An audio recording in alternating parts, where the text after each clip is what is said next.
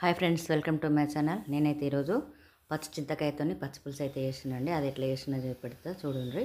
నేను ముందుగా చింతకాయలు తెచ్చుకొని అయితే ఇట్లా 2 సార్లు శుభ్రం చేసుకొని కడుక్కొని దీన్ని ఉడకబెట్టినండి.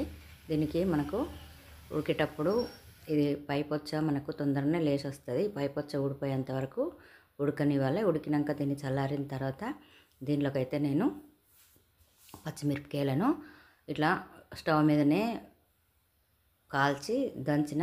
మనకు పూర్వకాలంలో అయితే మంచిగా పూర్వకాలం ఇప్పటికి కూడా మా ఊళ్ళల్లో కూడా పొయ్యిలాంటి పెడితే ఇట్లా పొయ్యిల నిప్పులలో వేసి కాల్చుకుంటే చాలా సూపర్గా ఉంటుంది.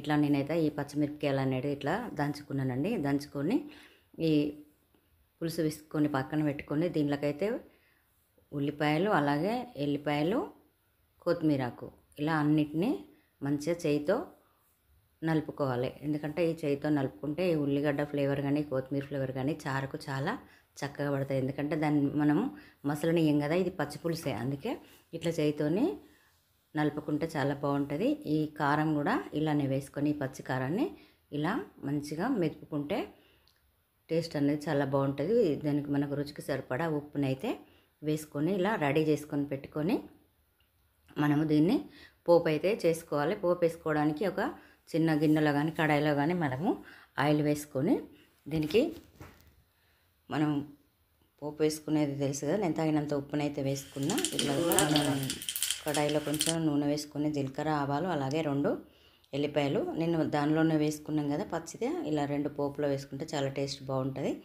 అలాగే దీంట్లోకి కొంచెం పసుపు, అలాగే కరివేపాకు ఇవన్నీ వేసుకొని అయితే మంచిగా గోలిన తర్వాత ఈ పోపులో వేసుకోవడమేనండి. ఇలా వేసుకుంటే ఈ చారు అనేది చాలా సూపర్గా ఉంటుంది. ఇప్పుడైతే ఈ పచ్చి చింతకాయల సీజన్ కదా, ఒకసారి మీరు కూడా చేసుకొని చూడండి. చేసుకొని చూడు ఎట్లా వచ్చిందో కామెంట్ బాక్స్లో కామెంట్ చేయండి. నచ్చితే ఒక లైక్ చేయండి, అలాగే షేర్ చేయండి. ఈ వీడియోని అయితే చివరి వరకు చూడండి. Thank you for watching.